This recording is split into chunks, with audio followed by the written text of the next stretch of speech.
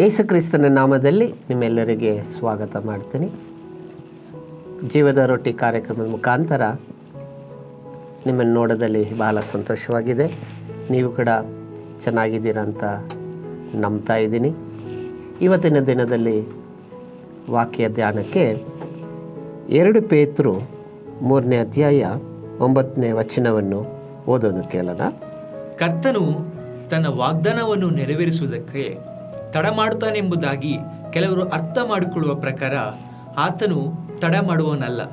ಯಾವನಾದರೂ ನಾಶವಾಗುವುದರಲ್ಲಿ ಆತನು ಇಷ್ಟಪಡದೆ ಎಲ್ಲರೂ ತನ್ನ ಕಡೆಗೆ ತಿರುಗಿಕೊಳ್ಳಬೇಕೆಂದು ಅಪೇಕ್ಷಿಸುವನಾಗಿದ್ದು ನಿಮ್ಮ ವಿಷಯದಲ್ಲಿ ದೀರ್ಘ ಶಾಂತಿಯುಳ್ಳವನಾಗಿದ್ದಾನೆ.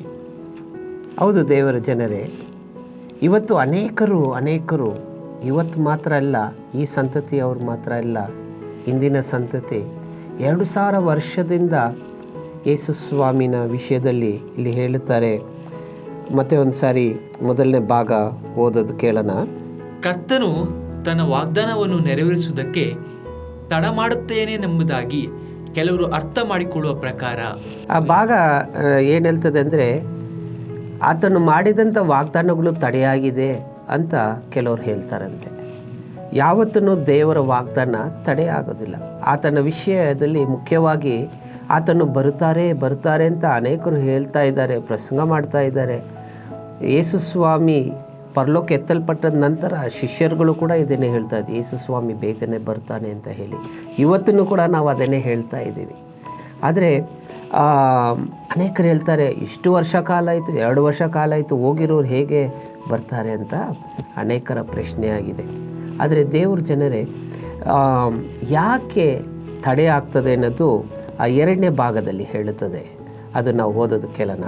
ಆತನು ತಡ ಮಾಡುವನಲ್ಲ, ಯಾವನಾದರೂ ನಾಶವಾಗುವುದರಲ್ಲಿ ಆತನು ಇಷ್ಟಪಡದೆ ಎಲ್ಲರೂ ತನ್ನ ಕಡೆಗೆ ತಿರುಗಿಕೊಳ್ಳಬೇಕೆಂದು ಅಪೇಕ್ಷಿಸುವನಾಗಿದ್ದು ನಿಮ್ಮ ವಿಷಯದಲ್ಲಿ ದೀರ್ಘ ಶಾಂತಿಯುಳ್ಳವನಾಗಿದ್ದಾನೆ. ನೋಡಿ, ಇಲ್ಲಿ ಹೇಳ್ತದೆ ಅದಕ್ಕೆ ಉತ್ತರ.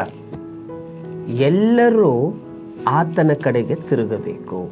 ಯಾಕೆ ಎಲ್ಲರೂ ಆತನ ಕಡೆಗೆ ತಿರುಗಬೇಕು ಅಂತ ಆಸೆ ಪಡ್ತಾರೆ ಅಂದರೆ, ಯೇಸು ಕ್ರಿಸ್ತನು ಎಲ್ಲ ಮಾನವರಿಗಾಗಿ ತನ್ನ ಪ್ರಾಣವನ್ನು ಕೊಟ್ಟು ಮರಣವನ್ನು ಜಯಿಸಿದ್ದಾನೆ. ಅದೇ ಪ್ರಕಾರ ನಾವು ಕೂಡ ಮರಣಕ್ಕೆ ನಂತರ ನಿತ್ಯ ಜೀವಕ್ಕೆ ಹೋಗೋಕ್ಕೆ ಆತನ ಮೇಲೆ ನಂಬಿಕೆ ಇಡಬೇಕು ಅಂತ ಆತನ ಆಸೆಯಾಗಿದೆ. ಹೌದು, ಇದು ಒಂದು ನಂಬಿಕೆಯ ಒಂದು ಜೀವನ. ಆತನು ಹೇಳ್ತಾನೆ, ನನ್ನ ಬಳಿಗೆ ಬರುವನು ಎಂದಿಗೂ ಸಾಯೋದಿಲ್ಲ ಅಂತ ಹೇಳಿ. ಈ ಮಾತುಗಳು ಕೆಲವು ಸಮಯದಲ್ಲಿ ಕೇಳಿದರೆ ಮನುಷ್ಯನ ಜ್ಞಾನಕ್ಕೆ ಅದು ಉಚಿತನವಾಗಿರ್ತದೆ. ಆದರೆ ದೇವರ ವಾಕ್ಯವು ನಮಗೆ ಬಲವಾಗಿದೆ. ಅದಕ್ಕೋಸ್ಕರ ದೇವ್ರ ಜನ ಯಾಕೆ ತಡೆ ಆಗ್ತಾರೆ ಒಂದೊಂದು ಸರಿ ಅಂದರೆ, ಕೆಲವು ಸಮಯದಲ್ಲಿ ನಾವು ಆತನ ಬಳಿಗೆ ಬರ್ತಾ ಇಲ್ಲ, ಆತನ ಹತ್ತಿರಕ್ಕೆ ನಾವು ಏನು ಮಾಡ್ತಾ ಇದ್ದೀವಿ, ಇಲ್ಲ, ಆತನ ನಂಬಕ್ಕೆ ಹೋಗ್ತಾ ಇಲ್ಲ. ಆದ್ದರಿಂದ ಅವ್ರು ಏನು ಮಾಡ್ತಾ ಇದ್ದಾರೆ, ತಾಳ್ಮೆಯಿಂದ ಕಾಯ್ತಾ ಇದ್ದಾರೆ ಅಂತೆ. ಅದಕ್ಕೋಸ್ಕರನೇ ಇವತ್ತು ಕೆಲವು ಸಮಯದಲ್ಲಿ ಕೆಲವು ಕಾರ್ಯಗಳು ತಡೆಯಾಗಿದೆ ಅಂತ ನಾವು ಯೋಚನೆ ಮಾಡ್ಬೋದು. ಖಂಡಿತ ತಡೆ ಇಲ್ಲ, ಇವತ್ತಿಲ್ಲ, ನಾಳೆ ಬರ್ಬೋದು, ಆದರೆ ಇವತ್ತು ಬರ್ಬೋದು. ಆದರೆ ಬರೋಣ ಸಮಯದಲ್ಲಿ ಆತನು ಯಾರೆಲ್ಲ ನಂಬಿದಾರೋ ಆತನ ಸಂಗಡ ಹೋಗಿರ್ತಾರೆ ಅಂತ. ಇದೇ ನಮಗೆ ಕ್ರೈಸ್ತ ಮಕ್ಕಳಿಗೆ ಒಂದು ದೊಡ್ಡದಾದಂಥ ಒಂದು ನಂಬಿಕೆ. ಈ ಲೋಕದಲ್ಲಿ ನಮ್ಗೆ ಏನೇ ಬಂದ್ರೇನು ಹೋದ್ರೇನು ಇದು ನಮಗೆ ದೊಡ್ಡ ವಿಷಯ ಅಲ್ಲ. ಮಾನಸಿಕವಾಗಿ ಕೊಡಲ್ಪಡುವಂಥದ್ದು ಯಾವುದು ದೊಡ್ಡ ವಿಷಯ ಅಲ್ಲ. ನಮ್ಮ ದೇಹಕ್ಕೆ ಸಂಬಂಧಪಟ್ಟ ಏನೇ ಆಶೀರ್ವಾದ ದೊಡ್ಡ ವಿಷಯ ಇಲ್ಲ.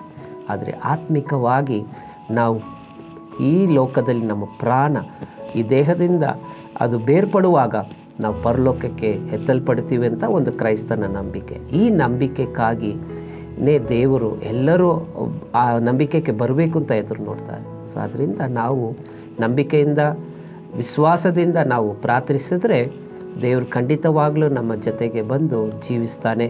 ಒಂದು ದಿನ ಬರ್ತದೆ, ಆತ ನಮ್ಮನ್ನು ಕರ್ಕೊಂಡು ಹೋಗ್ತಾನೆ. ಪ್ರಾರ್ಥನೆ ಮಾಡೋಣ. ತಂದೆಯೇ ಸ್ವಾಮಿ, ನಿನ್ನ ವಾಗ್ದಾನಗಳು ಯಾವಾಗಲೂ ಅದು ನೆರವೇರುವಂಥದ್ದಾಗಿದೆ.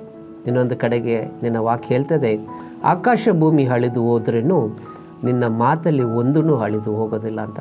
ನೀನು ಹೇಳಿದ ಮಾತು ಪ್ರತಿಯೊಂದು ನಡೆದಿದೆ. ಇವತ್ತೂ ಕೂಡ ಅದು ನಡೀತಾ ಇದೆ. ನಿನ್ನ ಚಿತ್ತ ಕಾರ್ಯಗಳೆಲ್ಲವೂ ನಡೀತಾ ಇದೆ. ಇವತ್ತು ಎಲ್ಲರೂ ನಿನ್ನ ಬಳಿಗೆ ಬರಬೇಕು ಅಂತ ನೀನು ಎದುರು ನೋಡ್ತಾ ಇದೆಯಾ. ಯಾರೆಲ್ಲ ನಿಮ್ಮ ನಂಬಿಕೆಯಿಂದ ನಿಮ್ಮ ಬಳಿಗೆ ಬರ್ತಾರೋ ಅವ್ರಿಗೆ ನಿತ್ಯ ಜೀವನ ಕೊಡುವನಾಗಿದೆಯಾ. ಆದ್ದರಿಂದ ಕರ್ತನೆ ಅಪ್ಪ, ಇವತ್ತು ನನ್ನ ಸಂಗಡ ಸೇರಿ ಪ್ರಾರ್ಥಿಸುವಂಥ ಒಬ್ಬೊಬ್ಬರನ್ನು ನೀನು ಆಶೀರ್ವದಿಸು. ಅವ್ರ ಜೊತೆಗಾರನಾಗಿರು. ರಕ್ಷಿಸೋದು ಮಾತ್ರ ಅಲ್ಲ, ಅವ್ರನ್ನ ಕೊನೆಯ ತನಕ ನಡೆಸೋದಕ್ಕೆ ನಿನ್ನ ಕರದಲ್ಲಿ ನಾನು ಒಪ್ಪಿಸಿಕೊಡುತ್ತೇನೆ. ಯೇಸು ಕ್ರಿಸ್ತ ನಾಮದಲ್ಲಿ ತಂದೆಯೇ, ಆಮೇನ್. God bless you.